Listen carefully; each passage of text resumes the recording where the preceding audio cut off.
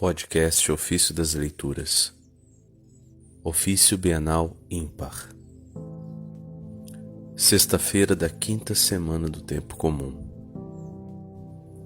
O desenvolvimento do dogma na religião cristã. Da primeira exortação de São Vicente de Lérins, presbítero. Não haverá desenvolvimento algum da religião na Igreja de Cristo? Há certamente, e enorme. Pois que homem será tão invejoso, com tanta aversão a Deus, que se esforce por impedi-lo? Todavia, deverá ser um verdadeiro progresso da fé, e não uma alteração.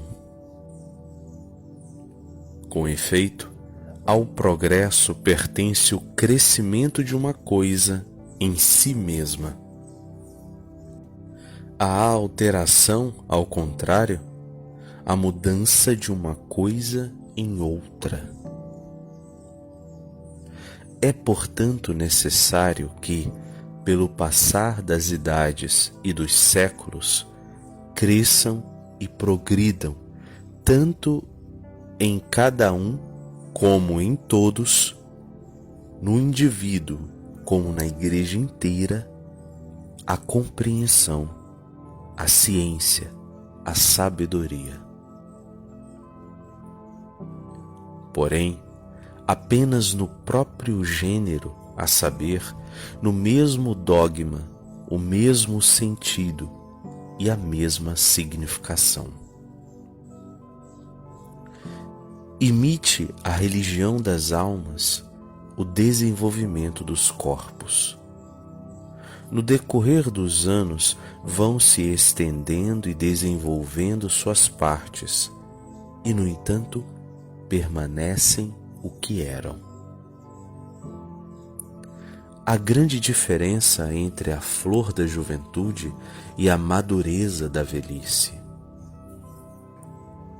Mas se tornam velhos aqueles mesmos que foram adolescentes. E por mais que um homem mude de estado e de aspecto, continuará a ter a mesma natureza, a ser a mesma pessoa. Membros pequeninos na criança, grandes nos jovens, são contudo os mesmos.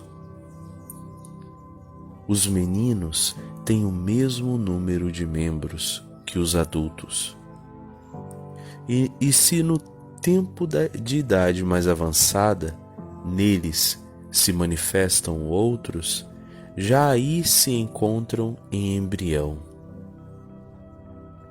Desse modo, nada de novo existe nos velhos que não esteja latente nas crianças.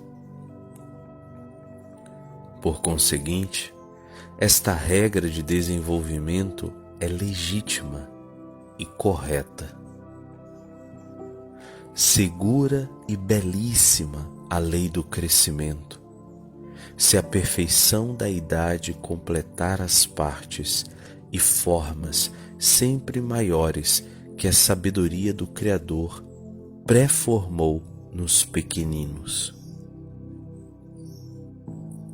Mas se um homem se mudar em outra figura estranha a seu gênero, ou se acrescentar ou diminuir o número dos membros, sem dúvida alguma, todo o corpo morrerá, ou se tornará um monstro, ou no mínimo se enfraquecerá.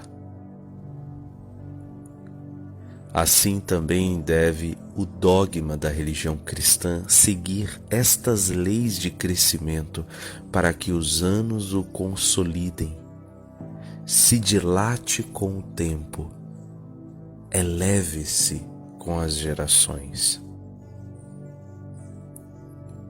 Nossos antepassados semearam outrora neste campo da Igreja, as sementes do trigo da fé.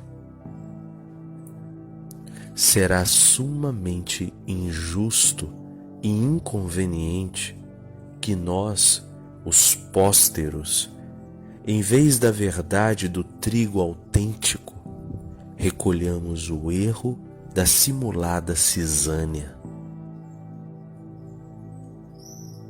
Bem ao contrário, é justo e coerente que, sem discrepância entre os inícios e o término, ceifemos das desenvolvidas plantações de trigo a messe, também de trigo, do dogma.